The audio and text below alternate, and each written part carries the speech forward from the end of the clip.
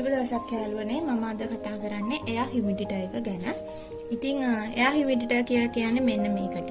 ඉතින් මේ සිලින්ඩරාකාර හැඩයේ උපකරණය තමයි එයා හියුමිඩිටර් කියලා කියන්නේ. ඉතින් අපි බලමු කොහොමද මේක යූස් කරන්න කියලා සහ මොනවද මුලින්ම අපි කළ යුත්තේ කියලා. ඉතින් මේ විදිහට උඩ කොටස අපිට ඉවත් කරගන්න පුළුවන්. ඒක රබර් වොෂර් එකකින් හොඳට ෆිට වෙන විදිහට තමයි මේක හදලා තියෙන්නේ. එතකොට හදිසියෙ හරි පෙරළුණත් මෙතනින් වතුර ලීක් වීමක් වෙන්නේ නැහැ. ඉතින් ඔයාලට පේනවා මේ ප්ලාස්ටික් කවර් එක. මේ ප්ලාස්ටික් කවර් එකෙන් ආවරණය කරලා තියෙන්නේ කොටන් ස්ට්‍රෝ එකක්, කොටන් බටයක්. අපි මුලින්ම භාවිතා කරද්දී මේ කොටන් ස්ට්‍රෝ එක එළියට ගන්න ඕනේ මේ විදිහට පරිස්සමෙන්. මේ ස්ප්‍රින් එක ගැන සැලකිලිමත් වෙන්න අරගෙන මේ විදිහට කප් එකට දාලා වතුර පිරිසිදු පැහැදිලි වතුර පුරවලා මේ විදිහට ස්ට්‍රෝ එකට උරා ගන්න දෙන්න ඕනේ. මොකද මේක මුලින්ම අවස්ථාවේදී හොඳටම වියලි තත්ත්වයේ තමයි පවතින්නේ. ඉතින් මේ වියලි තත්ත්වයේ පවතින ස්ට්‍රෝ එක වතුර උරා ගත්තට පස්සේ මොකද ඒක හරහා තමයි වතුර ඊගාවට උඩට ඇදීම සිදු වෙන්නේ. පරිස්සමෙන් නැවතත් මේ ආරක්ෂක ආවරණය ඇතුළට මේක දාලා මේ තියෙන උඩ කොටසේ තියෙන සිදුරට හානි නොවන විදියට මේක සෙට් කරගන්න ඕන. ඇත්තටම මේක පළවෙනි අවස්ථාවේ විතරක් කරන්න. මේ විදියට ස්ට්‍රෝ එක මෙතන ආවරණයෙන් ගලවන එක කරන්න යන්න එපා. මොකද ඒක හානි වෙන්න පුළුවන්. ඔයාලට මෙහෙමම වතුර එකේ දාලා තිබුණත් දෙවෙනි තුන්වෙනි අවස්ථාවවලදී මේ විදියට වතුර උරා ගන්නවා. ඉතින් අර පළවෙනි වතාවේදී ගොඩක් වියලි තියෙන නිසා තමයි මම කිව්වේ බටේ වෙන් කරලා අරගෙන ජල බඳුනේ දාලා තියන්න කියලා. ඉතින් අපි කොටන් ස්ට්‍රෝ එකට ජලය උරා ගන්න ක්‍රියාවලිය කරාට පස්සේ මේ විදිහට හොඳට සෙට් කරලා මේක ආපහු ෆිට කරන්න ඕන. ඔයාලට පේනවා මේකේ වතුර කාන්දු වීමක් සිදු වෙන්නේ නැහැ. ඉතින් ඊගාවට සැලකිලිමත් වෙන්න ඕන කොටස තමයි මේක. මේ කියන සෙන්සර් එක. ඉතින් මේ සෙන්සිටිව් කොටසේ මුකුත් ගින්දර එහෙම නැත්නම් ලික්විඩ් එකක් වැටෙන්න තියන්න එපා. විශේෂයෙන් මේ දවස්වල සන්ලයිසර් පාවිච්චි කරන සන්ලයිසර් වගේ පිරිසිදු කිරීම කටයුතු වලදී මොකද මේකට හානි වුණොත් මේ උපකරණයෙන් වැඩක් නැතුව යනවා. ඊගාවට අපි වතුර පුරවද්දී සහ පිරිසිදු කිරීම වලදී සැලකිලිමත් විය යුතු ස්ථානය තමයි මේක.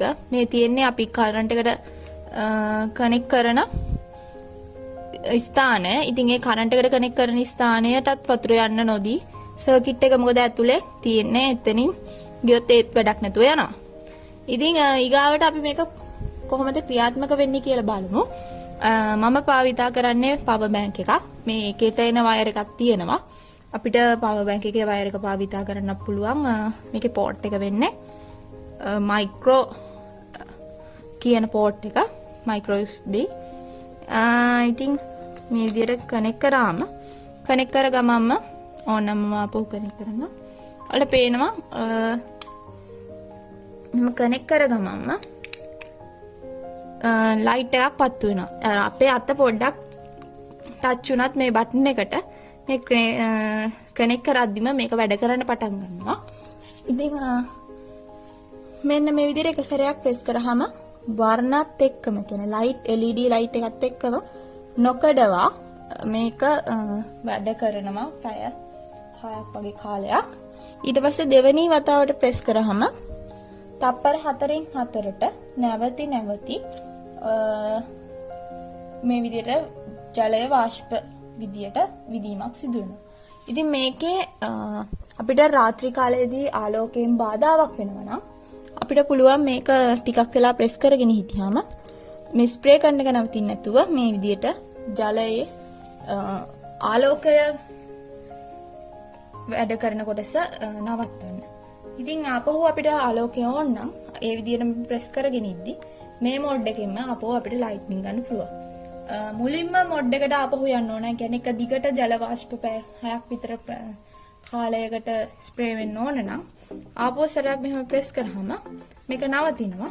ආපහු ප්‍රෙස් කරාම මේ විදියට නොකඩවා එක දිගට පැය 6ක් පමණ ජලය විදින මෝඩ් එකට එහෙම නැත්නම් අවස්ථාවට මේකපත් වෙනවා. ඉතින් කාලගුණයත් සමග අධික රශ්මියක් තියෙනවා. ඉතින් මේ උෂ්ණත්වයත් එක්ක අපි ෆෑන් සහ AC භාවිතා කරන්න පුරුදු වෙලා ඉන්නවා. මේකෙන් වෙන්නේ පරිසරයේ අපේ අවට තියෙන පරිසරය සහ අපේ ඇඟේ තියෙන ජල මට්ටම අඩු වෙන එක විජලනය කියලාත් අපි කියනවා. ඉතින් මේක අපිට හැඟට හොඳත් නැහැ. ඒ වගේම පරිසරය වියලි වෙනවා. ඒක කොහොමත් හොඳ නැහැ. ඉතින් මේ වගේ ඔෆිස් එකක උනත් අපිට මේක භාවිතා කරන්න පුළුවන්.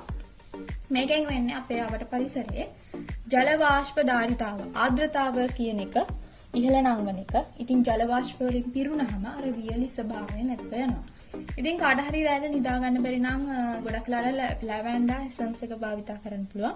හැබැයි ඔයිල් භාවිතා කරන්න එපා. ඔයිලි දේවල් සෙන්ට් එකක් ඕඩික්ලෝන් එකක් වුණත් ඔයිල් කියන දේ නැති සුවඳකාරකයක් මෙන්න මේ යට තියෙන වතුරට අපිට එකතු කරගන්න පුළුවන්. එවිටකොට මේ වාෂ්ප සමග අපිට ඒ සුවඳත් අත්විඳින්න පුළුවන්.